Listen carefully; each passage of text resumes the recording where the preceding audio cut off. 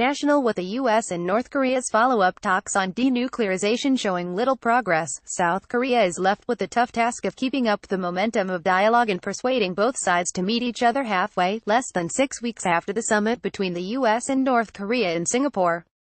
Washington is reportedly growing impatient with the pace of talks on denuclearization, while Pyongyang has accused Washington of making gangster-like, unilateral demands. North Korea has stepped up criticism of South Korea for dragging its feet on implementing the agreement reached by the leaders of the Koreas at the April 27 summit. It also slammed Seoul for failing to make sufficient efforts to persuade the U.S. to formally declare an end to the Korean War, calling for a more active role by South Korea. Given that the South Korean government also has an obligation to carry out what was agreed upon in the Panmunjom Declaration, it should not sit idle on the issue of declaring an end to the war, Yuri Minzokuri, the North's English-language propaganda website, said Monday.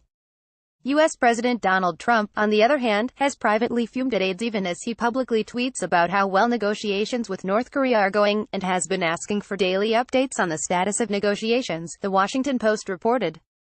North Korean officials have cancelled follow-up meetings and have not dismantled a missile testing facility that Trump said would be destroyed, according to the report.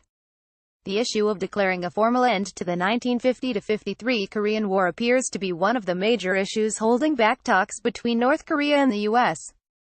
North Korea has demanded the U.S., one of the signatories to the armistice, agree to declare a formal end to the war, which it views as the first step toward guaranteeing its regime security and building lasting peace on the peninsula. If the U.S. is unwilling to replace the armistice agreement with a peace treaty that would ensure the survival of the Kim Jong-un regime, Pyongyang will likely not proceed further with denuclearization talks, CNN reported, citing an official with close knowledge of North Korea's position on the matter.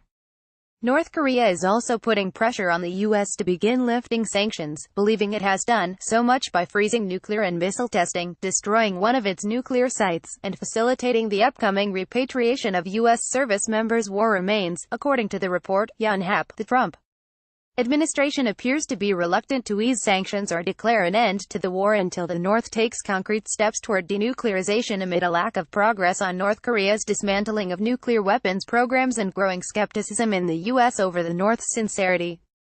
As part of efforts to propel follow-up negotiations, South Korea sent its presidential security advisor Chung Eui-yong and top diplomat Kang Kyung-hwa to the U.S. last week. Chung and Kang met with their counterparts, National Security Advisor John Bolton and Secretary of State Mike Pompeo, respectively. When asked whether the leaders of the two Koreas and the U.S. would seek to declare an end to the war during their possible meeting on the sidelines of the UN General Assembly in September, Kang said Monday that it is difficult to talk about exactly when that would happen. As the U.S. and North Korea still remain far apart on what should come first, South Korea should focus on convincing North Korea to take tangible steps to denuclearize to move forward the momentum of dialogue, experts say.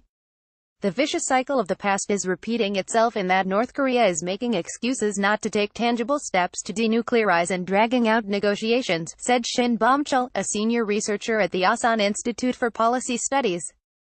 Seoul appears to be persuading Washington to accept Pyongyang's demand for declaring an end to the war to further proceed with denuclearization talks, but it carries a risk of creating a crack in the Seoul-Washington alliance, he said.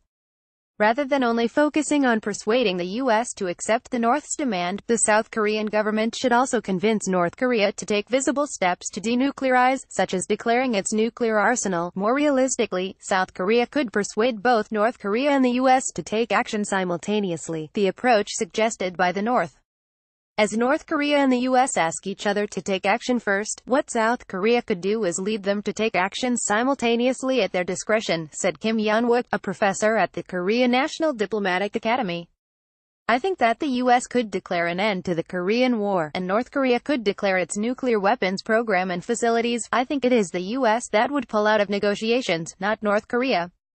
I think it is important to convince North Korea to take measures to dismantle its nuclear weapons program under the current circumstances, Laetitia.ock at heraldcorp.com.